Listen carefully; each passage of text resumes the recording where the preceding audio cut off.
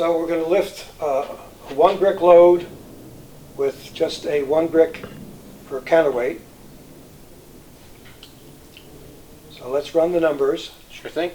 So here we have a basic diagram of our crane, and you can see all the components we have, like the counterweight, the 1 brick, the jib, the load, and the tower itself, and the pivot point.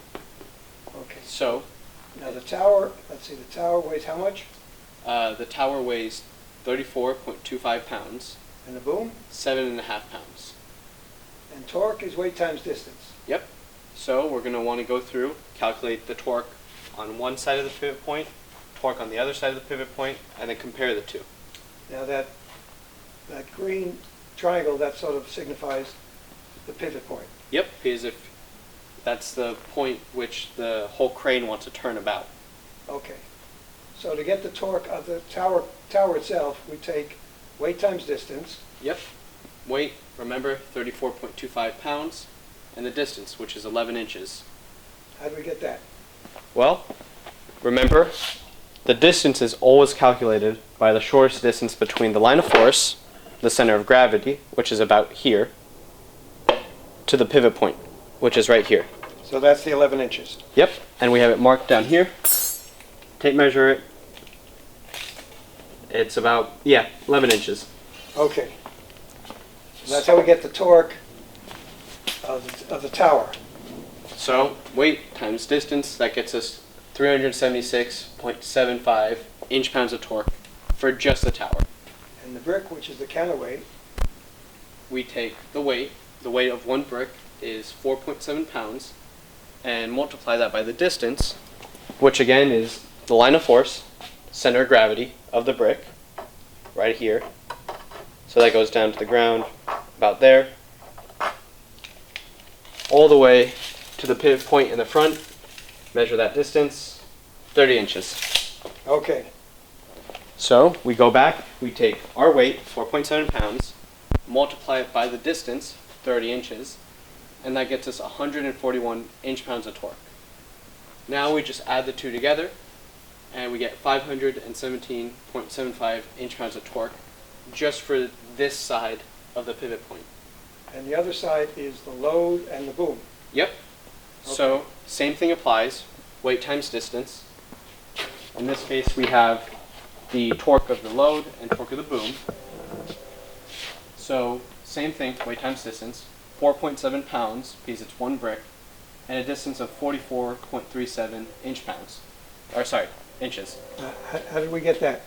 Well, we measure from, once again, line of force, center of gravity, to the pivot point, but that's kind of a odd thing to try to measure. You'll always be pretty inaccurate. So there's an easy way to go about this. And for that, we use some trig. In this case, we use cosine. Cosine is adjacent over hypotenuse. So here's our angle. We have it at 50 degrees. This is adjacent. That's what we want to know. That's the distance from the brick to the pivot point. Or sorry, that's the triangle right here. Good. And that's what we want to know. We know the hypotenuse because that's the jib. That's 66 inches away, or it long. So now we take the cosine of our angle, 50 degrees, and that's 0.642. We looked that up in the tables. Exactly. Okay. And it's adjacent over hypotenuse, so the one we want over 66. And now using some very basic algebra, we rearrange the equation so that we get the adjacent side by itself, and we get that that's equal to 0.642, which is our cosine of 50, times 66 inches, and that's 42.37 inches. Okay. Now what about, we do the same thing for the boom, right? Yep, because the boom is also kind of weird to calculate the distance for. You'll always be pretty inaccurate. So we do the same thing. We take the cosine of our adjacent, the one we want, over hypotenuse. Okay. Now wait, 40 inches, how did we get 40 inches? Well, we're measuring from the center of gravity of the boom, Gotcha. which is 40 inches long, instead of the 66. So the same cosine 50 degrees. Yep, 0.642. Rearrange the equation with some very basic algebra. We get that our adjacent side, the distance of the boom, is 0.642 times 40 inches, which gets us 25.7 inches. Okay, 25.7, and the other one is, 42.37. okay, now, Something wait a minute. odd. yeah, instead of 42, we got 44. Instead of 25, we got 27. There's a reason for that. The triangle we used to calculate the distance goes to here. And our pivot point is actually about 2 inches away from that. That's about 2 inches. So we need to add those 2 inches into our measurements. Everything's still accurate, it's just the triangle we made stops about here, which is 2 inches away. Gotcha. So we just add those back, and we get 44.37 and 27.7. Now we do weight times distance, weight times distance.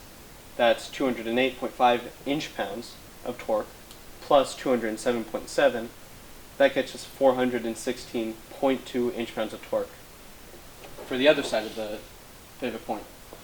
So, looking at our crane, we know that this side of the pivot point, the boom and the load, is in total 416.2 inch-pounds of torque, while the left side, or this side, with the crane body and the counterweight, is 517 inch-pounds of torque. Because the crane body side is greater in torque, it won't tip over. Perfect. It's stable.